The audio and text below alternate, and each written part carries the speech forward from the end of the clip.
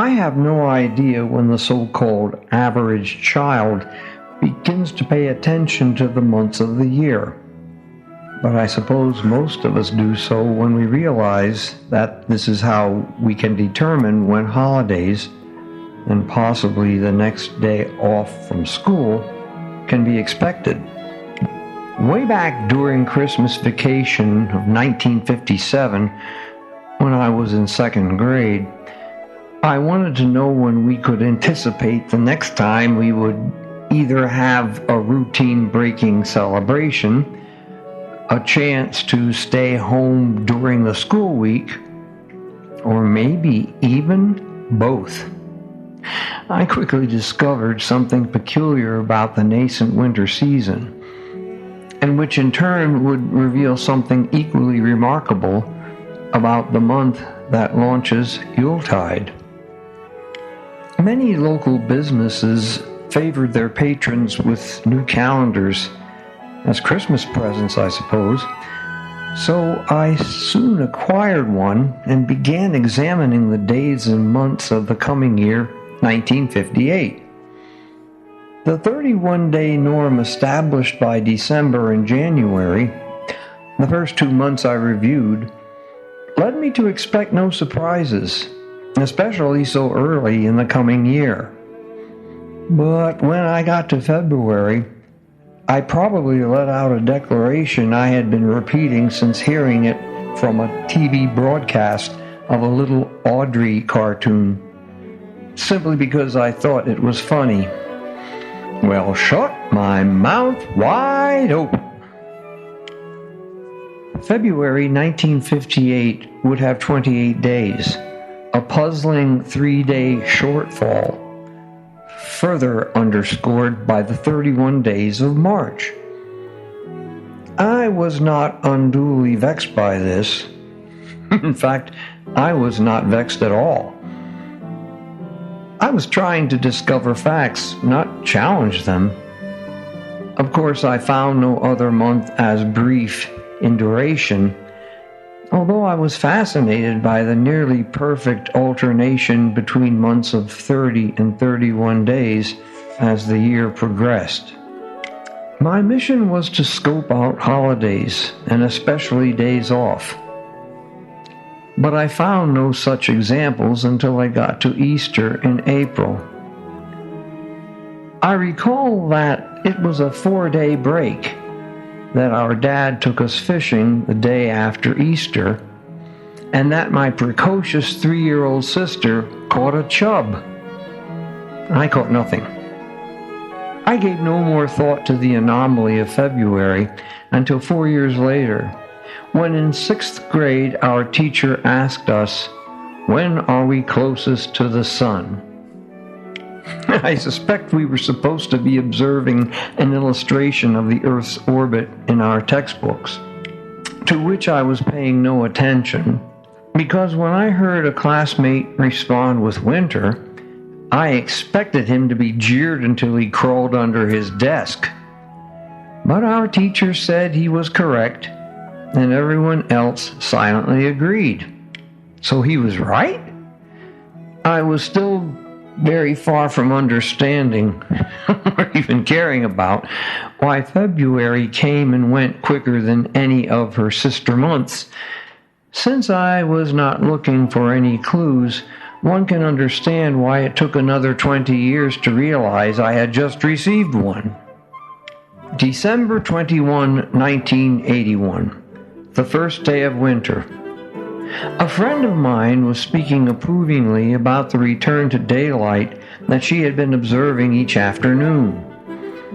It made no sense that she was witnessing a phenomenon days before the winter solstice and the shortest day of the year. I was sure she was mistaken, or daffy. Nearly a year later, December 9, 1982, however, I discovered that she was neither. A radio commentator declared that, according to the almanac, this would be the day with the earliest sunset of the entire year. By then, I was something of an almanac addict, so I quickly confirmed his declaration. But I also had two more reasons to shut my mouth wide open. The earliest sunset and the shortest afternoon, the shortest day, and the latest sunrise and shortest morning, December 9, December 21, and on average, January 3, respectively, occur on 3 different days. Just to confuse me even more, the perihelion, when our planet is closest to the sun, coincides with that tardy sunup. So, we are closest to the sun on the shortest morning, after which gradual lengthening of morning light begins. By the way, perihelion varies with the start of winter and can occur as early as January 2nd, exactly 12 days after winter's arrival. That number 12 certainly plays an important role in and just after dynamic December. Considering that all these peculiarities occur on, or pretty darn close to, December, it now seemed possible that the celebration of Christmas would in some way provide me the clue needed to untie this astronomical Gordian knot. I found it. No, it found me. During a planetarium show which introduced me to a somewhat unsung hero among astronomical detectives, Johannes Kepler. This planetarium show at the William Penn Museum in Harrisburg, Pennsylvania, offered the German scientist's observations and concluding calculations regarding, of all things, the Star of Bethlehem. Well, this is actually a fascinating topic for another time, but it led to explaining why February is the calendar's runt month.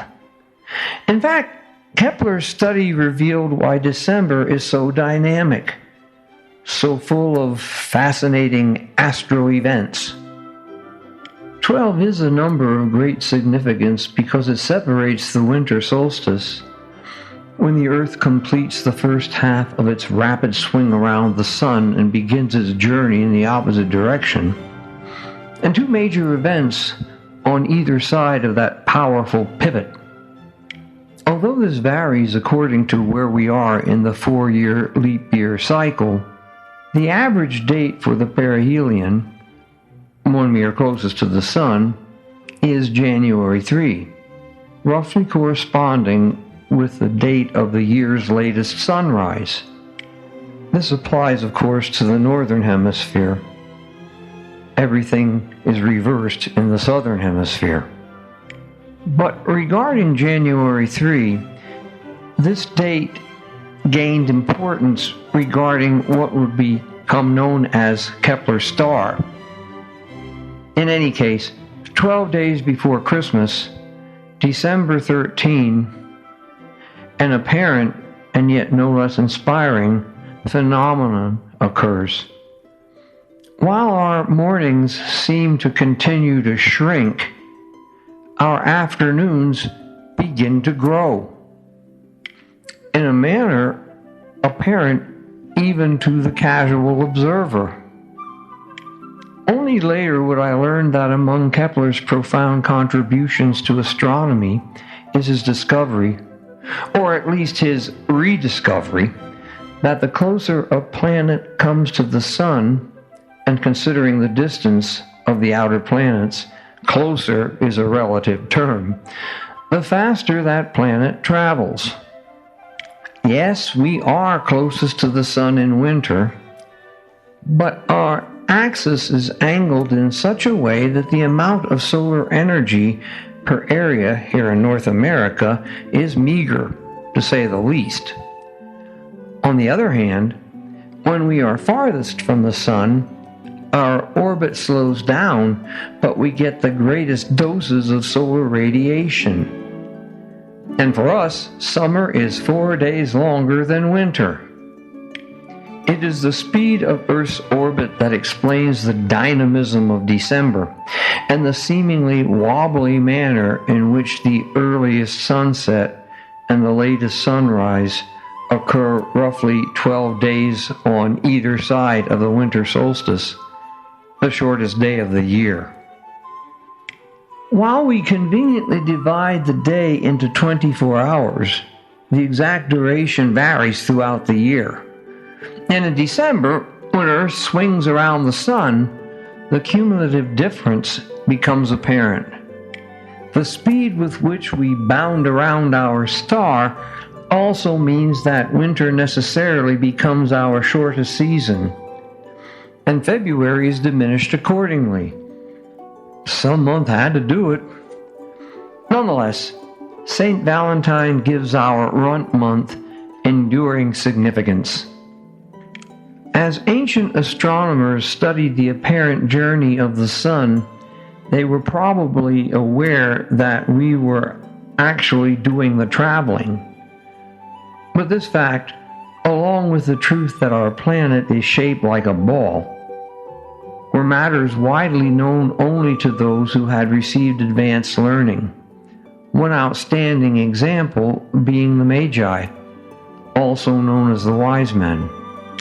Appreciating that the sun is a genuine star and that all heavenly bodies are worthy of attention, such advanced star students were aware that at high noon each day, the sun occupied a slightly different position as the year progressed, inscribing a sort of bottom-heavy double loop in the noonday sky. While this pear-shaped figure 8 could be photographically verified only in more recent times, students of the sky throughout Africa, Asia, Europe, and for that matter the Americas, were quite familiar with the outline. It was fashioned into charts which not only described the location of the sun at high noon on a given day with respect to the Earth, but implicitly indicated that our orbital velocity varies as we complete our yearly revolutionary cycle. Meanwhile, the larger and wider lower loop shows that the sun apparently, and we actually, cover more distance per day between September and March, autumn and winter. This also indicates that an inverse or upside-down relationship exists between our distance from the sun and the length and warmth of our days. The closer we get, the colder we are, and vice versa. The classical Greeks called the figure the analemma, the pedestal. However counterintuitive this may seem at first, and once more it shut my mouth wide open. The higher but smaller and skinnier loop, traced between March and September, spring and summer, gets its shape because our orbit slows down as we reach aphelion, our farthest distance from our home star. That, by the way, occurs on July 5, 14 days after summer begins. This confirms that in summertime, our revolution is slower than during winter. Perihelion occurs 13 days after we complete the December loop. Or should I say, the December pivot. Even now, I'm still attempting to get my vocabulary straight. Or curved. Well, in any case, if we could unfailingly rely upon sundials, the astronomic events of December 9 and January 3 would occur on December 21. But, as noted, the 24-hour clock does not allow for natural variations, which can also be witnessed in June and July, and which help to balance our timekeeping over the entire year. Pre-Christian people in Western Europe were already aware of the significance of what by our modern calendar are the dates of December 6, December 9, and December 13. Whether this is purely coincidence or a product of what wags might call ecclesiastical accommodation, December 6, St. Nicholas Day, and December 13, St. Lucia's Day, are roughly equidistant from December 9, which is also the conception of the Holy Mother in Eastern churches, a day earlier in the West, and the days when the previously imperceptible growth of afternoon light becomes obvious, however modestly. Moreover, coincidentally, if one believes in coincidences, St. Lucia's Day falls exactly 12 days before Christmas, while Epiphany, the traditional day of the wise men's arrival in Bethlehem, occurs 12 days after the Nativity and is observed as Theophany in the Orthodox Christian churches, as the day of Jesus' baptism. December's dynamism is appreciated, if not altogether understood, by the gratitude with which those north of the equator have demonstrated for longer than we can count.